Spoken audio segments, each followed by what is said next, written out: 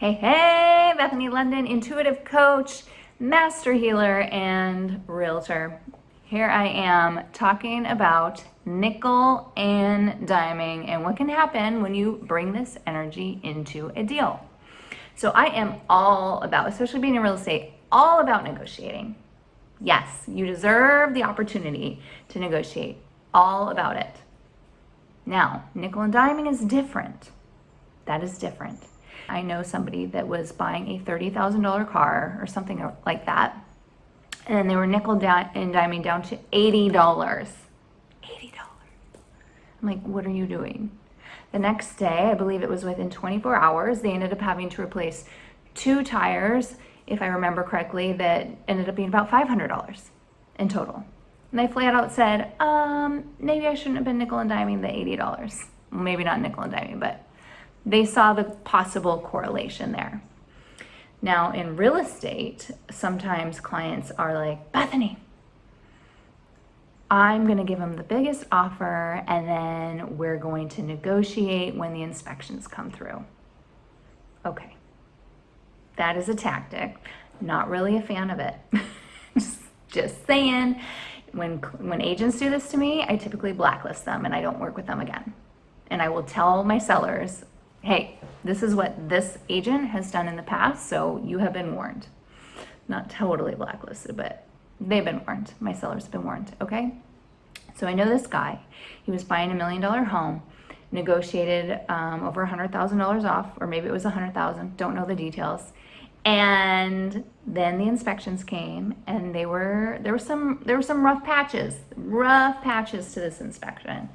So then he went for an additional, I believe it was $50,000 off or something, or $80,000. I don't know. But it was so nickel and diming and needy. And then he went for the agent's commission. And I mean, sure, give it a shot, give it a try. It doesn't hurt to ask. But when you aren't valuing the people that you're working with, and then all the other stuff around nickel and diming, the inspection, walk away from the deal. If it doesn't feel right, walk away. As long as you're in your contingency periods. Okay, but if it is just not the right deal and you move forward with this nickel and diming energy, guess what happened? In the last year, since this person bought this property, he has been out of pocket, I believe he said $250,000. $250,000 because things weren't handled properly. I'll beg to argue it has something to do with the energy he was putting in during the transaction. Just wait for him to watch this and flip out. I'm all about source. I'm all about taking responsibility for it all. When I bring in weird situations, and trust me, I'm dealing with one right now. I knew in my heart that there was something off here. It felt creepy, and sure enough, the creep came out. The creep full-on came out. And I learned my lesson. It's not the first time this has happened, and I guess I needed to have that lesson one more time to really get it, that I need to trust myself when I feel that energy. Because I did feel it, and I ignored it because I saw the other opportunity and benefit, and I allowed that to outweigh it. No more. All done. So, nickel and diming, paying attention to your gut, listen. If it doesn't feel right, just don't do it.